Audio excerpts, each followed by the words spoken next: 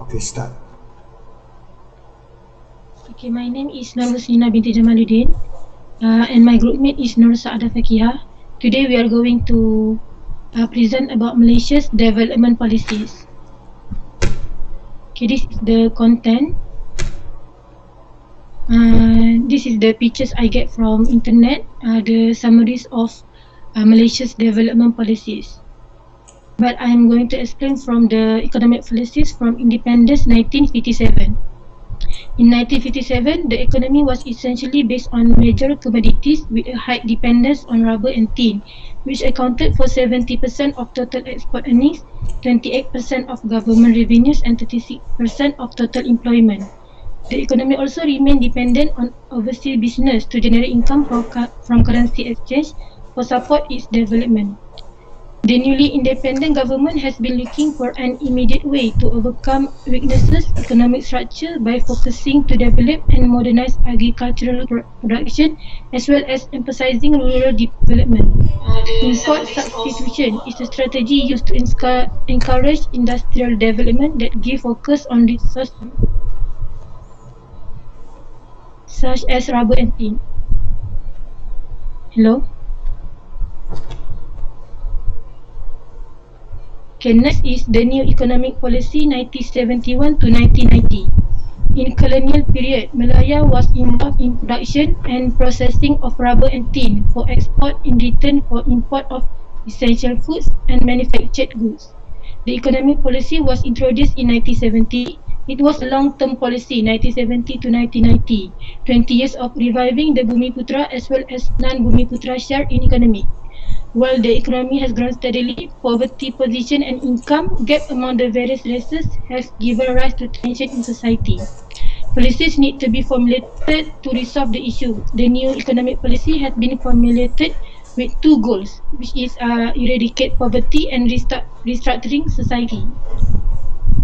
The country growth began to slow on the early 80s, especially due to the world economic recession, which prolonged and followed by a fall in oil price in 1979.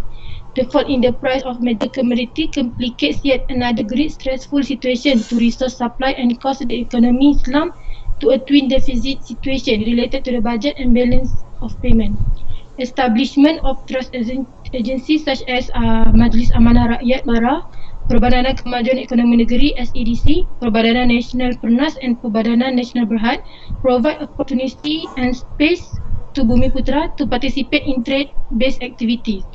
Strategies for rapid learning and training provide opportunity to Bumiputra students who potentially to take professional, managerial and technical courses either in a local institute of higher learning or overseas.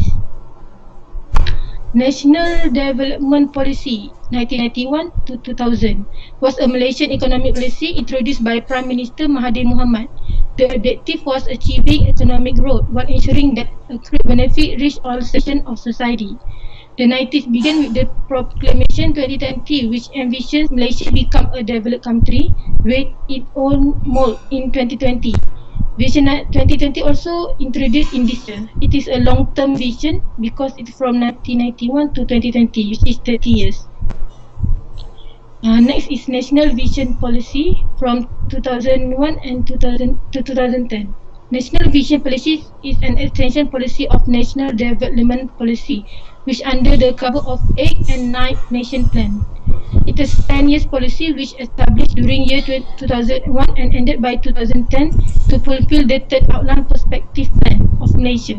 Besides, it also under the second phase of Vision 2020 to continue strengthen the basic transformation of Malaysia to a fully developed nation. The main objective of National Vision Policy is to establish a united, progressive and prosperous bangsa Malaysia that live in harmony and engage in full and fair partnership. Next is National Transformation Policy from 2011 and 2020. The National Transformation Policy is to maintain the people-centric focus through the new economic model, which set the goal of becoming a high income economy that is both inclusive and sustainable. Under National Transformation Policy, there is GTP and ETP. Okay, GTP is the Government Transformation Program, was introduced by Prime Minister Yang Bahagia Datuk Seri Muhammad Najib bintu Haji Abdul Razak on 28 January 2010. There are 6 national key result areas NKRS and KRA in the GTP based on the rakyat most pressing concern. These are reducing crime, fighting corruption, improving student performance, raising life standards of low-income household, improving rural basic infrastructure, and improving urban public transport. This entire program is based on the premise of the government commitment to people first. Performance now under Satu Malaysia. Okay, the economic transformation program, along with the government transformation program, serve as a means to achieve economic development towards 2020. The ETP builds upon the policy direction strategies and program of the 10 Malaysia Plan and aim to achieve 12 national key development areas and 6 strategic reform initiatives. In doing so, it will increase the national revenues and help achieve the government transformation program. The 12 NKEA selected are oil, gas and energy, palm oil, financial service, tourism, business services, electronics and electrical, wholesale and retail, education, healthcare, communication content and infrastructure, agriculture and Greater Kuala Lumpur Oakland Valley. Okay, next is 11 Malaysian Plan. The 11 Malaysian Plan was released on 21st May 2015 by Prime Minister Datuk Seri Najib Razak. It is a national plan for the next 5 years of the country's development and power the last leg of the race to year 2020 when Malaysia plans to achieve the status of a developed nation. Basically, there are 6 strategy thrusts seen as game changers for our country's investment as summarized in the pictures.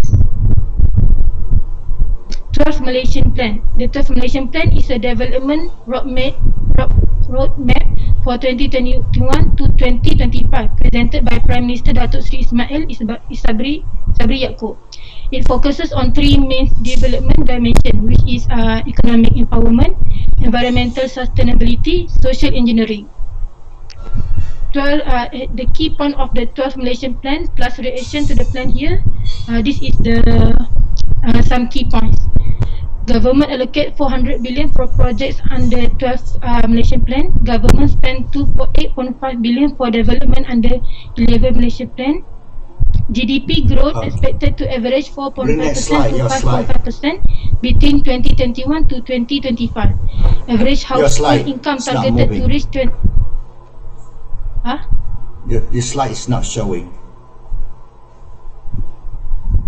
Nak move it. Your slide for 12th Malaysia Plan is not showing. How do I do it?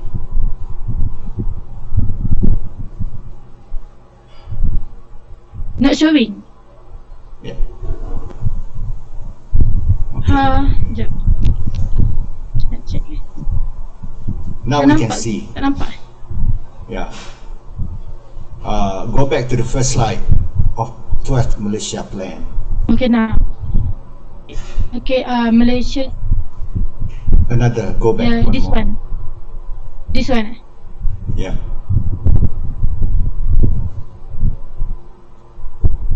This one. Okay. There are several key points of the 12th Malaysian Plan plus reaction to the plan here. Government allocates 400 billion for projects under 12th Malaysian Plan. Government spent 8.5 billion for development under 11 Malaysia Plan. GDP growth expected to average 4.5% to 5.5% between 2021 and 2025. Average household income targeted to reach 10,000 by 2025. Malaysia's statutory debt recorded at 57.9% of GDP. Okay, next is Shared Prosperity Policy Vision 2030. Shared Prosperity Vision 2030 is a commitment to make Malaysia a nation that achieves sustainable growth along with fair and equitable distribution across income groups, ethnicities, regions and supply chains. The commitment is aimed at strengthening political stability, enhancing the nation's prosperity and ensuring that the rakyat are united whilst celebrating ethnic and cultural diversity as the foundation of the nation state. While the new economic policy was aimed at bridging the wealth gap and equity of opportunity, shared prosperity vision 2030 underlying principle is economic growth through equitability of outcome, kesaksamaan keberhasilan. Like past economic policy such as the new economic policy, this is a government policy paper, not a how-to guide. It will serve as a direction for the government to formulate economic policies over the next 10 years. Government ministries and agencies will have to formulate and execute plans to meet those targets. The implementation strategies should be outlined in the upcoming 5 years Malaysia plans. The last one is Look East policy. The Look East policy is an economic policy launched by the Prime Minister of Malaysia, Tun Dr. Mahathir Mohamad, on 8 February 1982.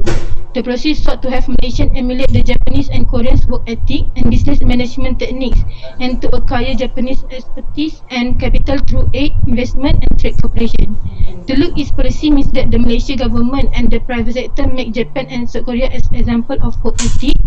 The government will make a study, research and selection of the best example and role model from Japan and Korea by adjusting it with the situation in Malaysia. More than 50,000 Malaysians have benefited from the policy. That's all. The next topic will be continued by my partner, Saadah Fakihah.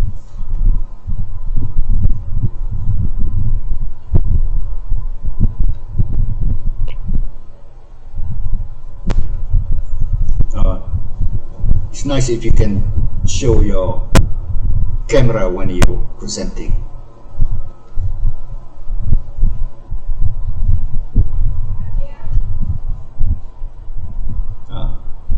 I invite you to unmute your camera while you're presenting.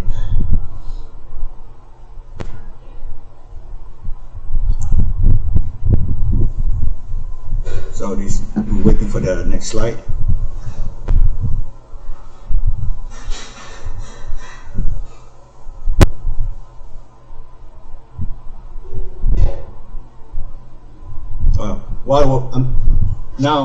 While we are waiting for the next slide, I'm using the time to speak. Okay, there are many plans. Okay, are you on? Many plans that we can touch when it comes to the economic policies in Malaysia. There are agriculture policy. There are first, earlier in 1980s, late 80s, it was the privatization policy, and also Malaysia has this national automotive policy, and the latest, the digital economy roadmap, all this.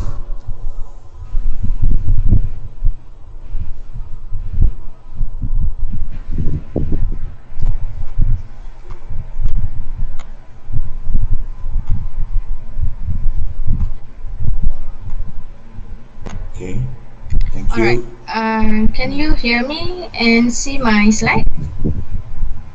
We can hear you and see you, thank you, but not the slide. Okay. Can I start? Yeah. Put your slides. Oh, not the Yes, slide? you can. The slide is not showing. Yes? I can see the slide. You can see the slide? Yes. Oh, I cannot. Let me, I reload. What? Still cannot. Anyone else? Ada nampak slide. We can see the slide.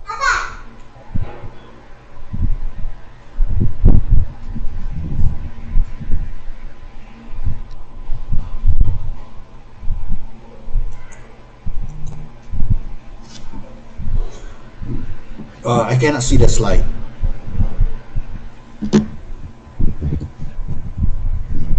Is it okay? Yes, the slide. Yes.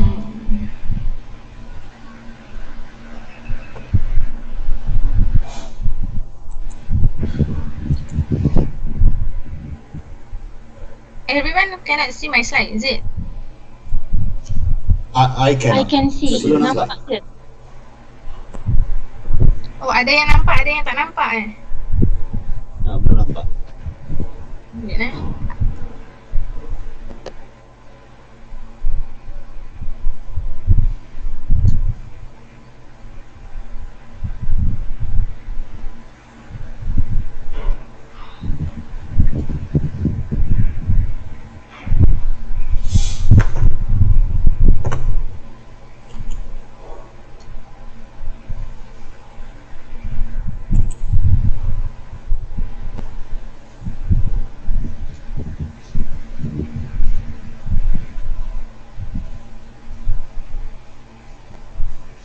Is it okay? No, not okay for me. It says reload. I can see reload to display presentation. Nampak. What about others? Can you see the slide? I cannot see. We can see. We can see. Saya nak Malaysia's success story in poverty eradication. Yes. Yep.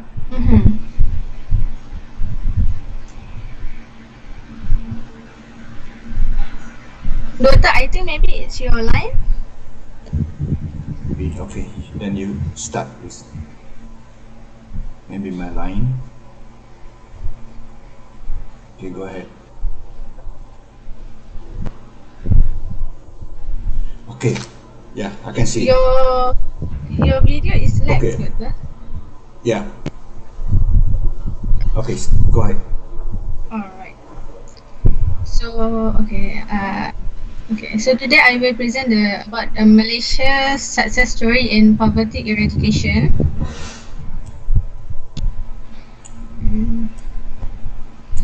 Malaysia is a unique country. It is made up of multi-ethnic and multicultural society who live in peace and harmony. They got three major ethnic group, which Malay and Bumiputra.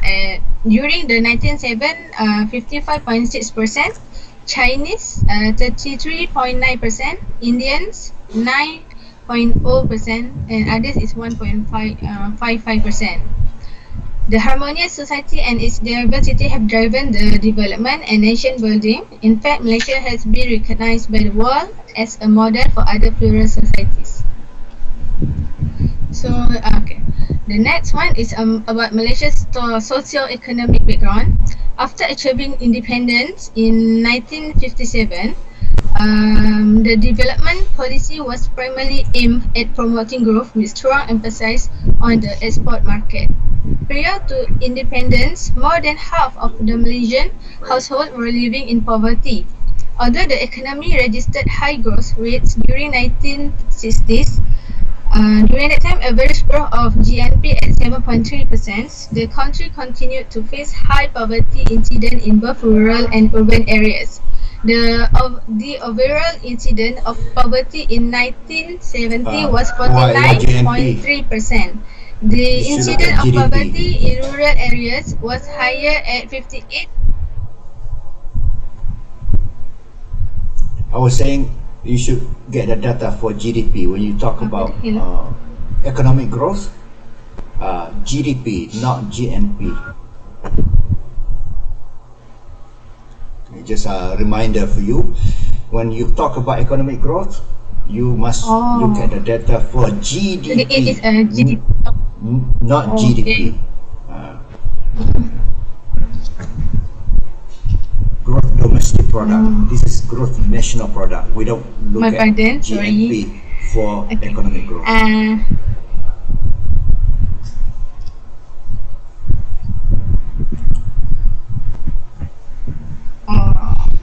Okay, Doctor. Let me add. When you want to see the income, you can look at GNP. The incidence of poverty in rural area was high. And when you want to look at the income, this is for your knowledge, okay? Income, yes, you will look at GNP per capita. Okay? Gross national product per capita. Per head, per capita. That's you want to compare income across countries.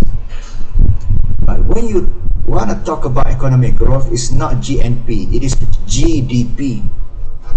Okay, just for your knowledge. Thank you. Go ahead.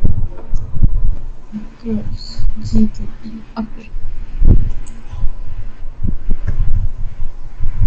Okay, doctor. Thank you. Okay. The incidence of poverty in rural areas was higher at 58.7 as compared to urban areas at 21.3%. The incidence of poverty among the Bumiputra was higher at 64.8%, while for the Chinese was 26% and Indian 39.2%. The overall income inequality in 1970 was high with Gini coefficient of 0.1 and income share of the bottom 40% household was low at 11.5% as compared to top 20% household at 55.7%. The country also experienced high unemployment rate, which recorded at 6.6% since 1967 and high at 8.0% in 1970. There were also economic imbalance between urban and rural area, as well as between indigenous and non-indigenous groups, whereas the non-indigenous among the Chinese and Indian have entered the sector that were very dynamic, such as tin mining, agricultural estate, commerce, and manufacturing. Okay. So about the new economic policy (NEP) from 1961 till 1990 period. The development thrust after independence was centered on the philosophy of growth with equity. This development philosophy has been translated through the promulgation of the new economic policy in 1971 under Malaysia's first long-term development plan, 1971 till 1990, to support and strengthen the government effort to drive the economy towards promoting quality and inclusive growth to ensure that no one in the society will be left out in the development process.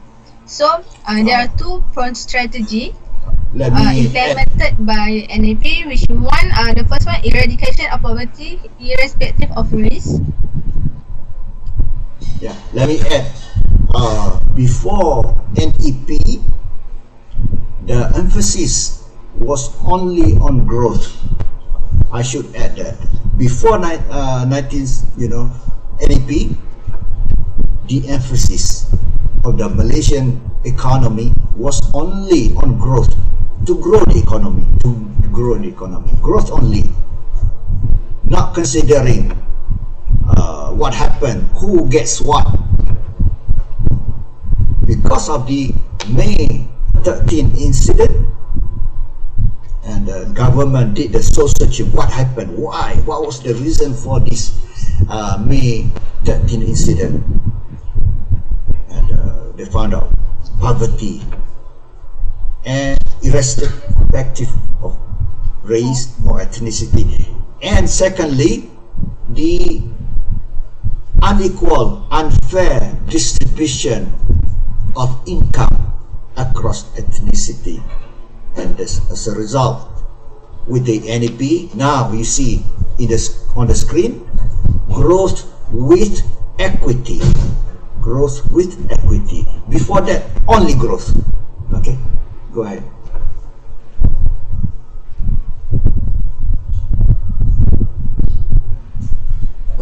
Equity, okay. To redistribute. So there are two, which is first one, eradication of poverty irrespective of race, and the second one, yeah, restructure the society. This is the part. The second one is restructuring of society, so as to eliminate ethnic. Yep. Yeah, and this is the second part. Is the equity restructure. Okay. The main focus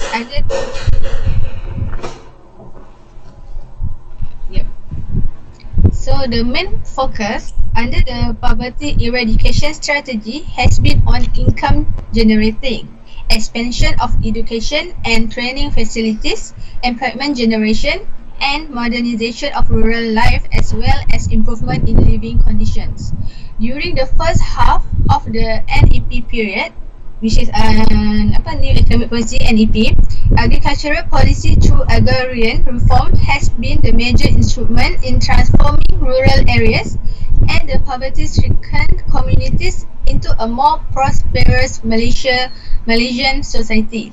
Since the majority of the poor were in the agricultural sector in rural area, the focus of the poverty eradication strategies was on mobilizing rural resources through land development program and reorganizing institutions towards modernizing and development the agriculture and rural sector. So there are 7 programs. The first one is New Land Development Scheme, which is for the resettlement of the poor and the landless in the New Land Development Scheme, which is rubber and oil palm plantation. The settlers have been provided with house and other facilities such as electricity and water supply. And second one, In Situ Development Program. Rehabilitation and consolidation of land, replanting with commercially higher yielding crops, and the application of modern agriculture techniques. Third one, promoting downstream agriculture activity through village industry and rural entrepreneurship program. The fourth one, double cropping or off-season cropping, intercropping and mixed farming to supplement main crop incomes. The fourth one, providing industrial and vocational training for the rural human capital coupled with credit facilities and related support to enable them to be employed in non-farm occupation or start their own business in rural areas and urban center. The sixth one, improve marketing network through establishment of farmer market in urban center to enable farmers to sell their product directly to the customer with better price. And the last one, technical training and advisory on agriculture best practice to the target group and the rural poor.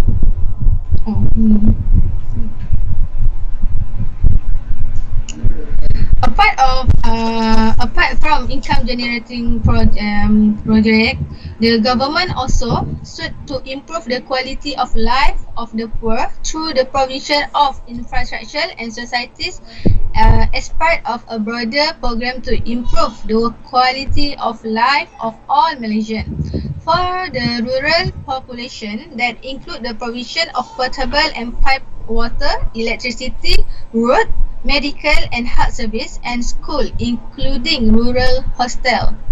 A special program for the hardcore poor, which is households less than the food, was also continued. This program involved the creation of a register and profile of hardcore poor household and the delivery of appropriate projects to meet their specific needs, such as additional opportunities to increase their employability and income, better housing, food supplement for children, and educational assistance. In the second half of the NEP period, Malaysia had transformed the economy from agriculture base to manufacturing base. Through agriculture was the dominant sector in the Malaysia economy through the 1970s. Malaysia has successfully diversified and transformed the economy from being agriculturally dependent to a manufacturing-based economy in the second half of the NEP period. Education and training, as well as entrepreneurship programs, played a vital role to support the poor and the low-income households to secure jobs and business opportunities. By the end of the NEP period, the incidence of poverty declined to 16.5% in 1990s as compared to 49.3% in 1970. During the post-NEP period, poverty eradication remained as an integral component and thrust of the subsequent development policies, namely NDP, National Development Policy from 1991 till 2000. The National Vision Policy NVP 2001 until 2010 and the 10 Malaysian Plan 2011 till 2015. Malaysia has moved into the third stage of economic development with stronger roles of the manufacturing and service sector. Apart from manufacturing industry, the service sector such as transport, communication, finance, insurance, real estate, business service, electricity, gas or water, wholesale and retail trade, hotel and restaurant had also contributed significantly to the employment generation. While continue with effort to provide equality employment opportunities, the focus of poverty eradication initiative and program have been realigned to meet with the expectation and sustain high living standard of the rakyat from multidimensional perspective in a more challenging environment. The subsequent NDP has also introduced new threats entailing shifting the focus of the anti-poverty strategy towards the eradication of hardcore poverty, while the NDP incorporate the strategy to address pocket of poverty in remote areas and among Bumiputra minorities in the state of Sabah and Sarawak, on the island of Borneo, as well as increasing the income and quality of life of those in the lowest 30% income category. Impact of economic crisis and slowdown. The economic crisis and slowdown to some extent hamper effort directed of further reducing poverty and improving the socio-economic well-being of. 1 second. When I speak or my slide, showing to me may lag, the time lag, maybe because of my internet line is slow today. Just now I want to emphasize NDP, National Development Policy, NDP, the one that succeeds after the NEP. We have NEP that finished in the year at the end of 1990. So from 1991 to continue is the National Development Policy, NDP.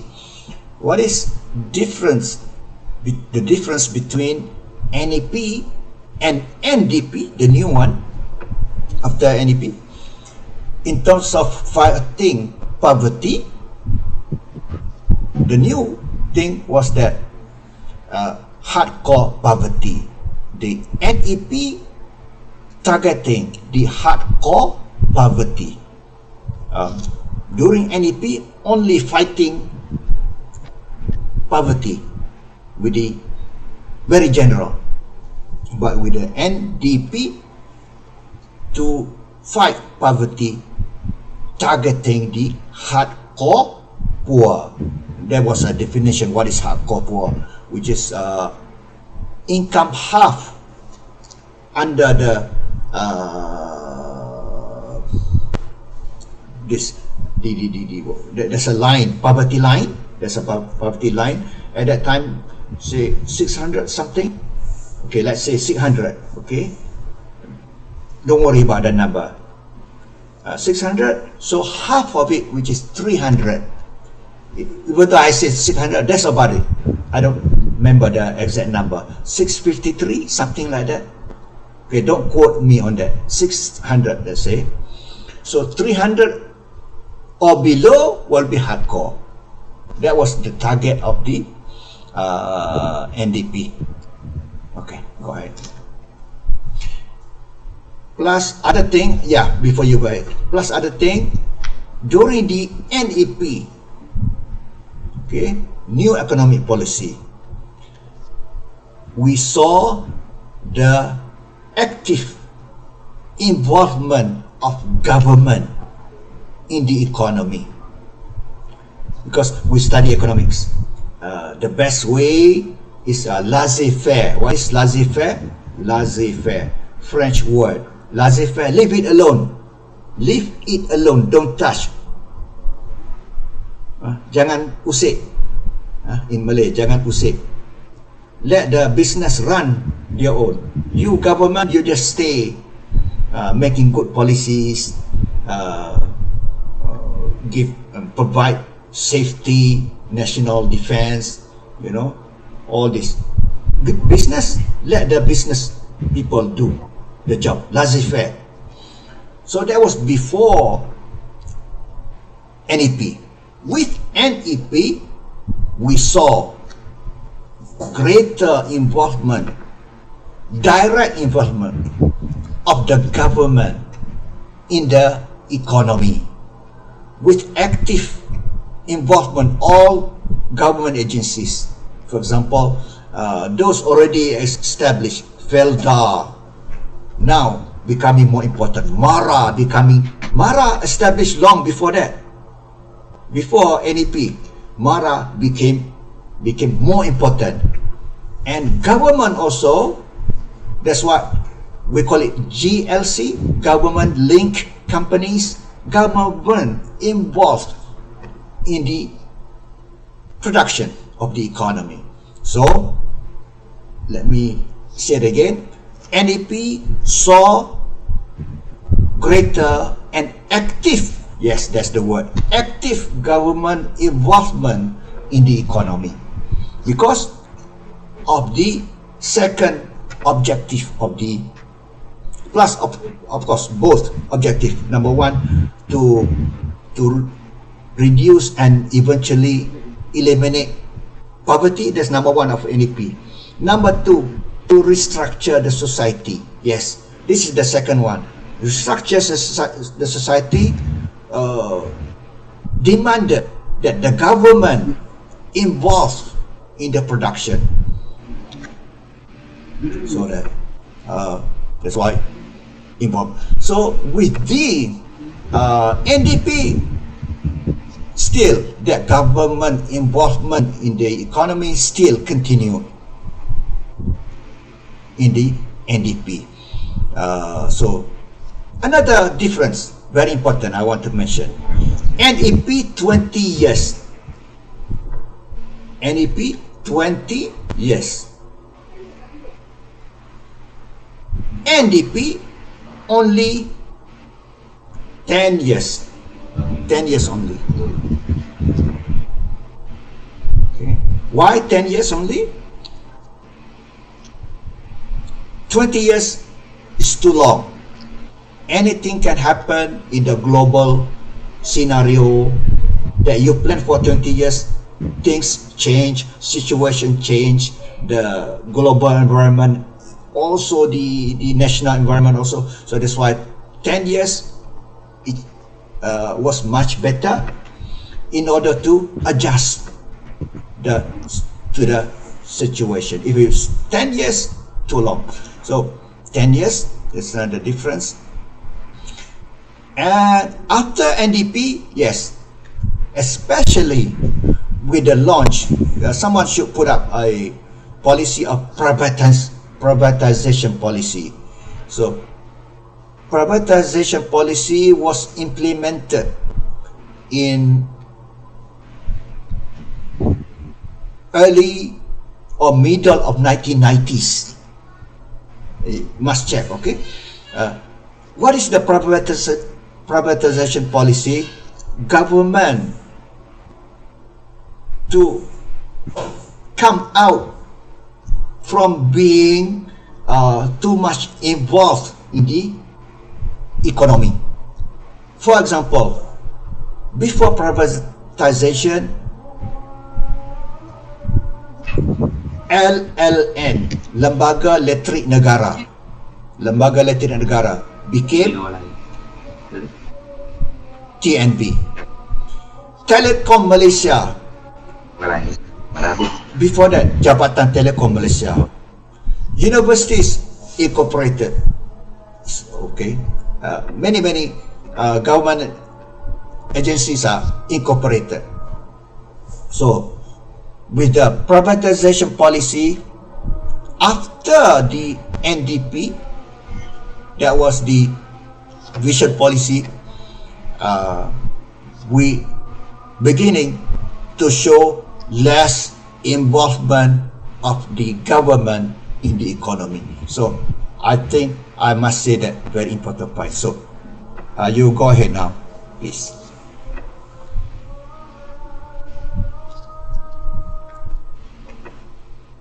Continue. Impact of economic crisis and slowdown. The economic crisis and slowdown to some extent hampered effort directed at further reducing poverty and improving the socio-economic well-being of the people. The financial turmoil in 2007-2008 that affected most countries worldwide was successfully managed by Malaysia and completed the last lap in the effort to fully eradicate hardcore poverty and continue progressing in reducing general poverty. The challenges started when Malaysia's economy grew at a slower pace of 4.8% in 2008 as compared to 6.5% in 2007. Demand for labor declined and many more people became underemployed or were retrenched as factories reduced operating hours or closed down. Unemployment rate also increased due to the slowdown.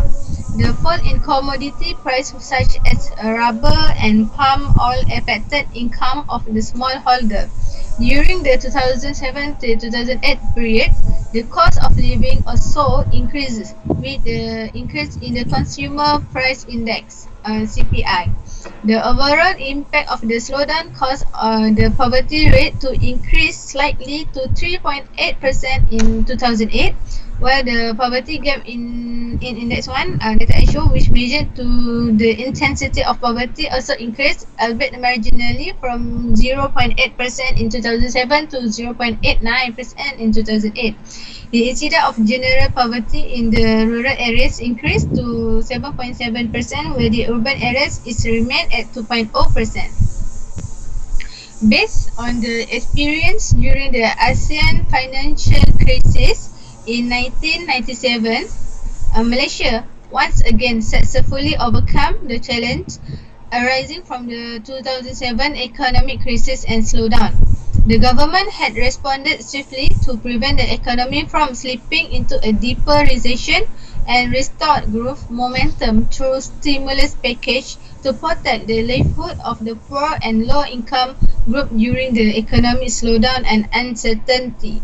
All these achievements were made possible through pragmatic and continuous government effort to sustain a quality economic growth with effective initiative.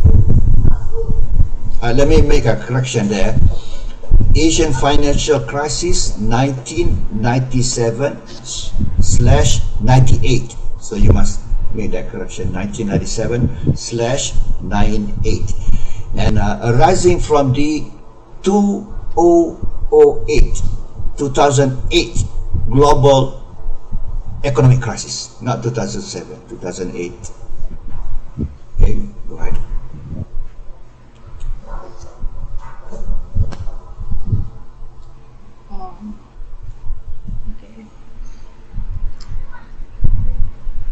All these achievements were made possible through pragmatic and continuous government effort to sustain a quality economic growth with effective initiative and intervention to counteract the economic instability and protect the poor household from destructive impact.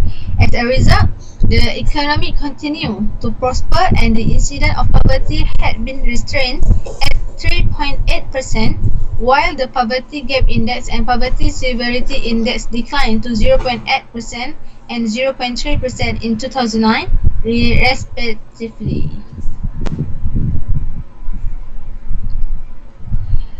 New economic model and inclusive development framework. The NEP achieved considerable success in overcoming past obstacles and driving the nation forward economically and socially. The post-NEP period to ensure all citizens enjoy the fruit of growth and development regardless of gender, ethnicity, socio-economic status and geographic location. Inclusive development principle was introduced in the new economic model NEM, stimulated in the 10 Malaysian Plan and reaffirmed framework in the 11 Malaysian Plan. Based principles of the new development framework are market-friendly, need-based, merit-based, and transparency.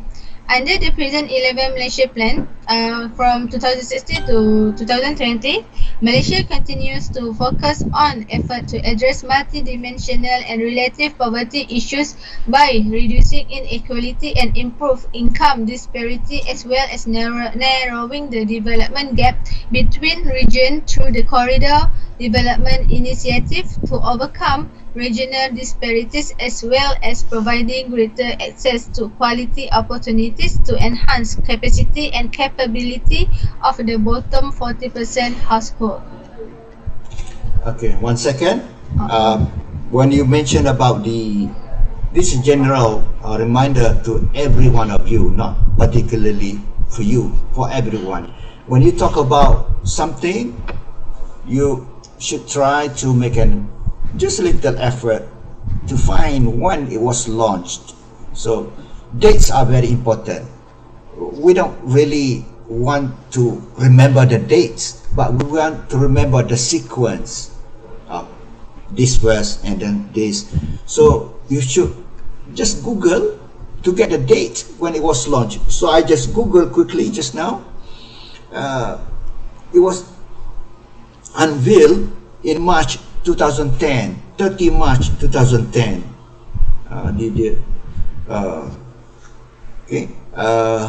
The new economy model, which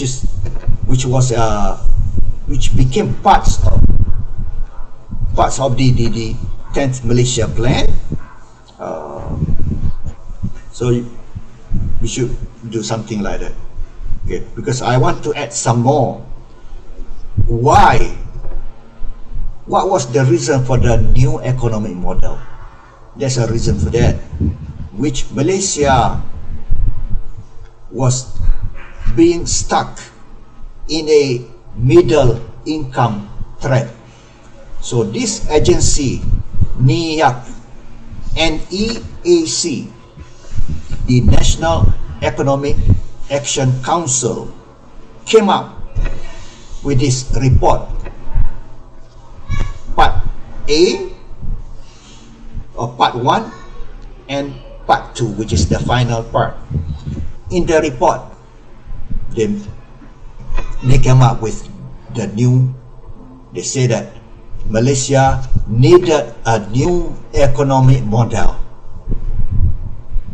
to break up from middle income trap. So you must read about what is middle income trap. Malaysia stuck in it. Malaysia could not go above to graduate from middle income to graduate up to high income. Whereas other countries, let me add with you right now. I still remember when I was doing my thesis a long time ago, but that was in 1990 at the time. I was doing my thesis, 1990. Korea and Malaysia, GDP per capita. Okay, GDP per capita of Korea and Malaysia was about the same in 1985. Okay, was 2,500 USD. Malaysia and Korea, 1985, about the same. If I go back much earlier, Korea in 1960 was 150 only USD per capita. Malaysia was already 300 GDP per capita. Malaysia was richer than Korea, because Korea 1953 there was a war, Korean War, everything destroyed, including all those mountains, no trees, more than 1 million died. Okay, 1985, same. Malaysia and Korea was the same level of income per capita, about 2005. But that was 1985. But by 2010, 2010, Malaysia was still 9,000 something GDP per capita USD, 8 something, sorry, 7 something. I have to check again. It's not important what numbers, but still below the 15,000 per capita or 12,000 per capita as the cutting line of the high income economy. So Malaysia could not go up to become high income economy, whereas Korea was already 20,000, over 20,000.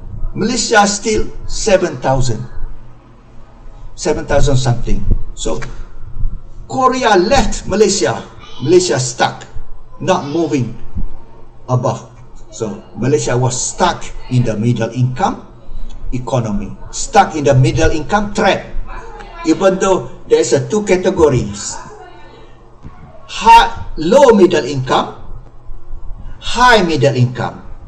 Malaysia was stuck in the high middle income, could not go up to high income economy. So that's why that was the reason for the new economic model published by whom? NEAC, National Economic Action Council. Now I'm adding on to your presentation so that everyone can benefit. Okay, continue.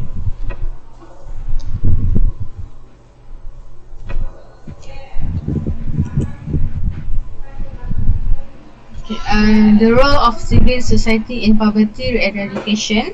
So there are non-government organization, NGO, cooperate with the private sector and also with the government. So the first one, planning and policy formulation.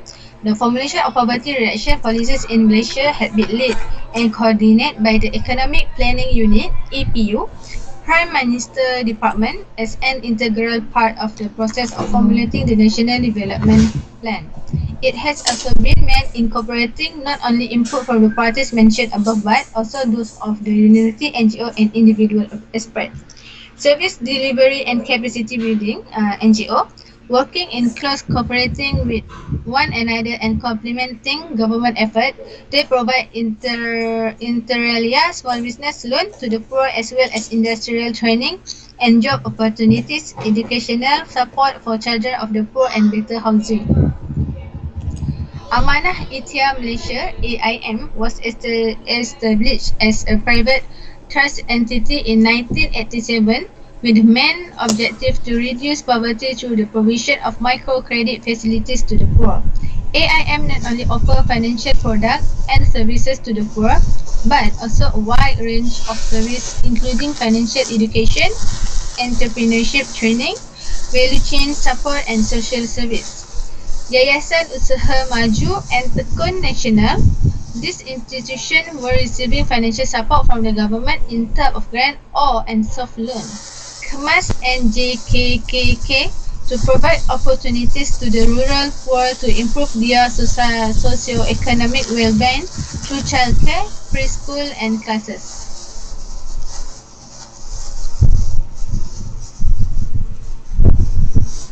Performance and achievement. As a result of continuous government effort supported with resilient and sustainability economic growth, hardcore or extreme poverty among all ethnic groups based on national poverty line measure has been virtually eliminated, with the overall incidence of hardcore poverty reduced significantly from 6.9% in 1989 to 0.1% in 2014. The incidence of general poverty also reduced tremendously from 49.3% in 1970 to 0.6% in 2014. The poverty gap index and poverty severity index stood at 0.11% and 0.03% respectively. This is the graph. Incidence of poverty ethnic group Malaysia 1970s until 2014. The reduction of poverty was evident across all ethnic groups, strata and region. Among the Bumiputra, the poverty incidence reduced from almost 65% in 1970 to 8.0% in 2014, meaning that millions have been removed from poverty. The same pace of reduction also occurred among the Chinese and Indian, where the poverty rate for the Chinese reduced from 26% in 1970 to 0.1%, the Indian from 39.2% to 0.6% during the same period. This one is the chart 2, incidence of poverty by strata, urban and rural. Next, the third chart, incidence of poverty by region, Malaysia. Okay, the table 1, we can see the incidence of poverty, 1970, 1989 and 2014. We can see the Bumiputra from 64.8% to 1989, 23%, 2014, 0.8%. It's decreasing by the year.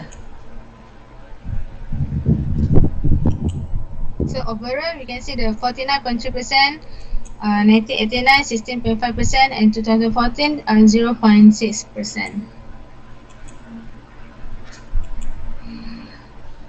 Growth is inclusive and shared a curve distinct group. Malaysia economic growth was resilient with growth rate of 7.6% during 1970 till 2012 periods, which is among the highest in the region, even better many of its neighbours. The resilient economic growth was supported by robust investment activities with an average investment ratio to the GDP of about 30% during 1970 till 1990 periods. The high and sustainable growth and supported by robust investment activities has created new job and business opportunities. As a result, unemployment rate has been falling from 7.4% in 1970 to about 3.0% in 2012. Malaysia's inclusive growth policies has been benefited all groups almost equally. The compounded annual income growth rate for the Bumiputra household grew by 8.8%, which was not significantly different from the Indian at 7.0% or the Chinese at 6.8%. The level of unemployment rate for all ethnic groups reduced significantly from about 11% in 1970 to 3.0% in 2012 for the Indian, from 7.0% to 2.2% for the Chinese, and from 8.0% to 3.5% for Bumiputra. This is the table like I mentioned above. So you can see the income share of the bottom 40 household increased from 11.5% in 1970 to 16.5% in 2014. Okay, in addition, income gap between Bumiputra and Chinese narrowed, while the income gap between Bumiputra and Indian, between Indian and Chinese, as well as between rural and urban households also reduced significantly. Malaysia's success in poverty reduction is also recognized globally. Malaysia is considered among the fastest countries to achieve the first goal of the Millennium Development Goals (MDG), which is to halve poverty by 2010. In terms of extreme poverty, which is measured by the proportion of people living on less than 1.25 bulk a day, Malaysia has registered zero level.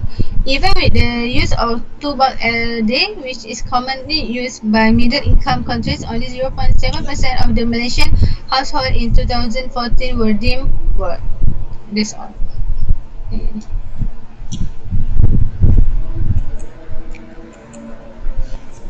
Okay, thank you for the presentation from both of you. Then thank you to both of you for the presentation. Although I cannot see the slides, I don't know what happened. For me today, sometimes I can see the slides, sometimes I don't. And when I speak also, I notice that there's a lag when I speak with when you can hear it. Okay. So now I open up to questions from the class to both presenters. Go ahead.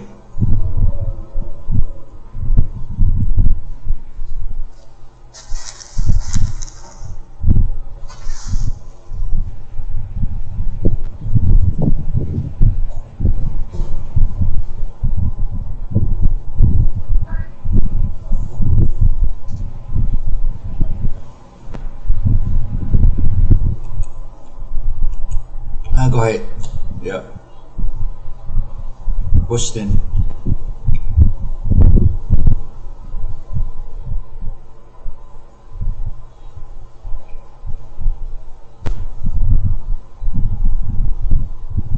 Okay, now questions for them.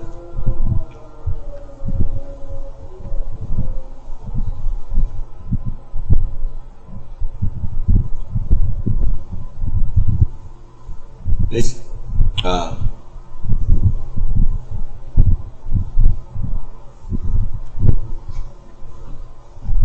Okay. Yeah. Okay, okay.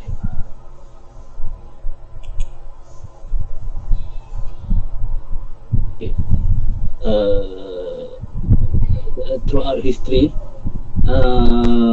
which is our policy that really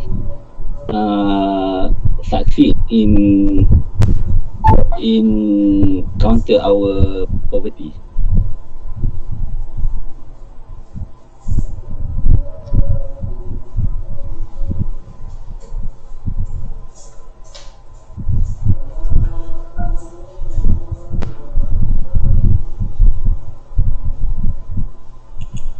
Okay, please answer. Number one, you ask which policy. Perhaps you must differentiate between policy and program. Like Amanah Ikhtiar is a program, it's not a policy. Policy is a government gazetted, they gazette, you know. This is a policy, even launched in the parliament. And some policies, you know, are debated and approved in the parliament, and they give, when approved in the parliament, it gets the what? The legal power in order to implement. So that's why there's an act or acta in order to proceed with policies or a policy. So education policy, there is acta pendidikan, something, whatever the year. So why? You need a legal power in order to implement a policy.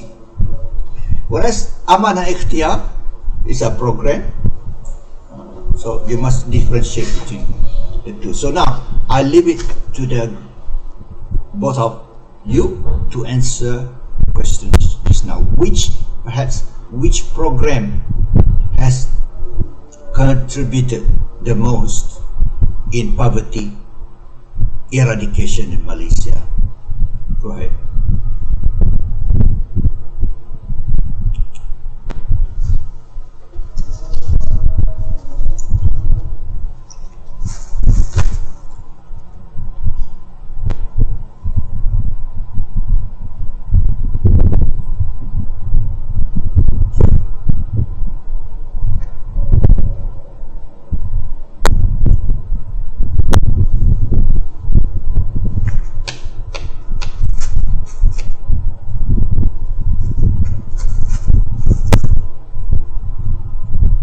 Hello?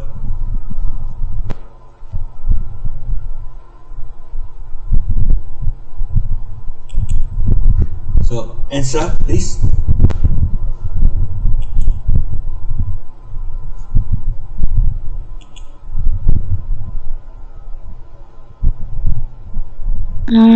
If eradicate poverty, I think it's on new economic policy, right? Because the goals for new economic policy is to eradicate poverty and restructuring society. But the most success, I don't know.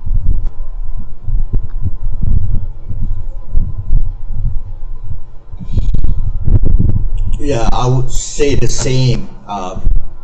The new economic policy was to and eventually eliminate poverty, and to restructure the society.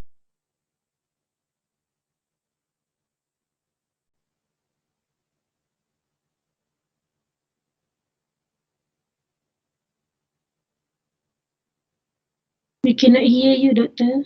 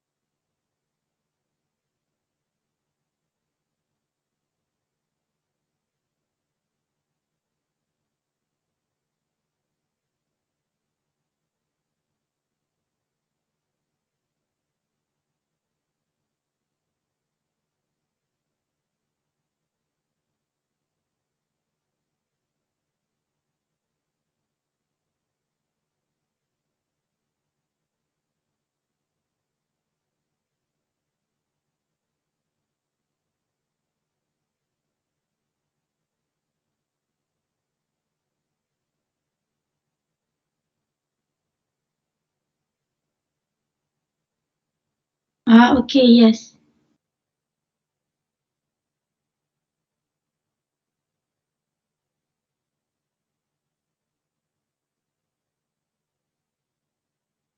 Yes, Doctor.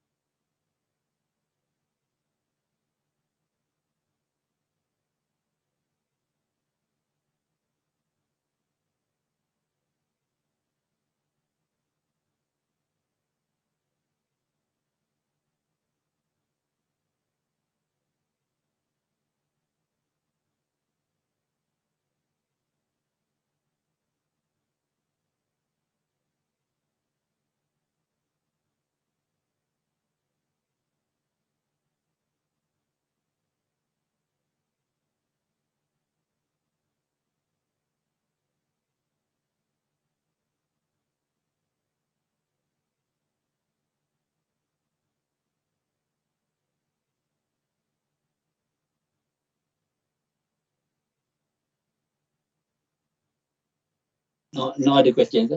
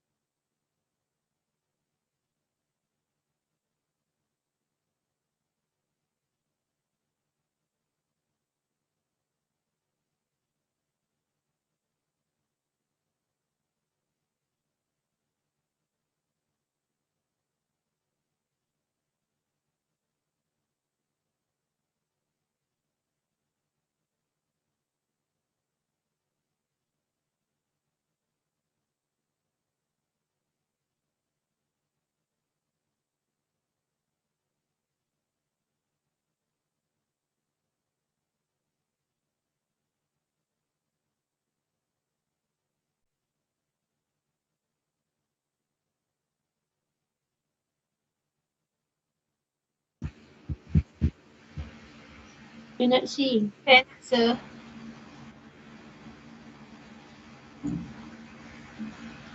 Okay, now I can see. Okay, I can see.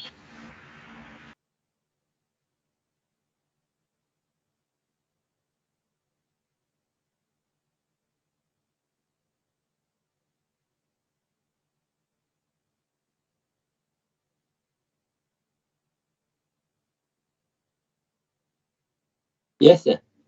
Yes.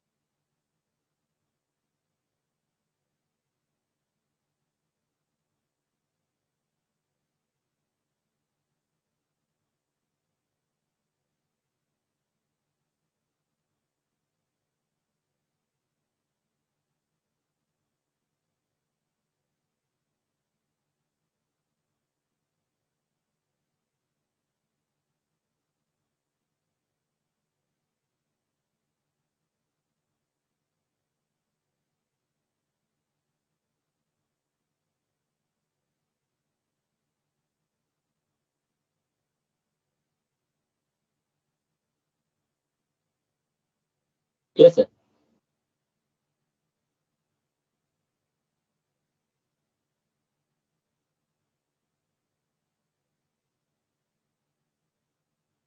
I can see Vision 2030.